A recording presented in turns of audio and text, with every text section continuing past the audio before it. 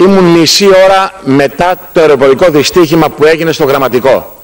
Έφτασα εκεί πάρα πολύ γρήγορα ως δημοσιογράφος και ως πολιτικός. Το θέαμα αποκρουστικό.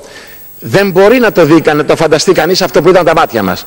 Παιδιά κομματιασμένα, καμένα, οικογένειες κλειδισμένες. Μια οικογένεια έχασε 5 άτομα. Θα μεταφέρω τη συμπάθειά σας. Αρκεί όμως η συμπάθειά σας, κύριε Επίτροπε.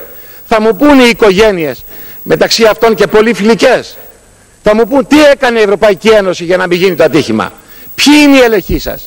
Γιατί αυτά που είπατε τώρα θα κάνετε για μαύρες λίστες δεν τα είχατε κάνει πέρυσι ή πρόπερσι πριν 6 μήνες?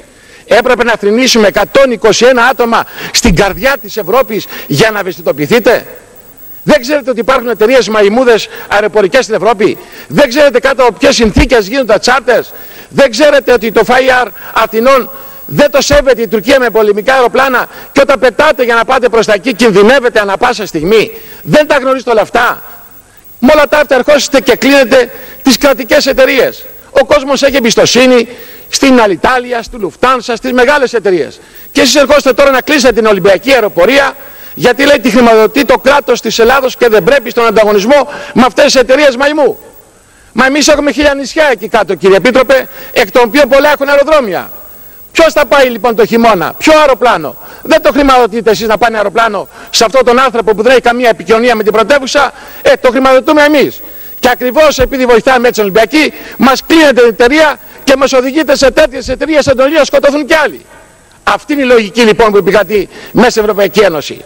Εκεί θα θέλαμε απαντήσεις. Για αυτή την ασφάλεια επιτέλους των πτήσεων.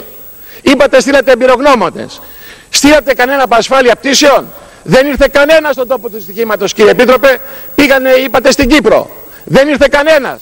Και αυτοί οι οποίοι πήγαν, οι δικοί σας άνθρωποι, από τη δική σας επιστασία μας είπαν, δεν ξέρουν καν από Πάιπερ και Τσέσνα. Ποιοι είναι λοιπόν οι ειδικοί?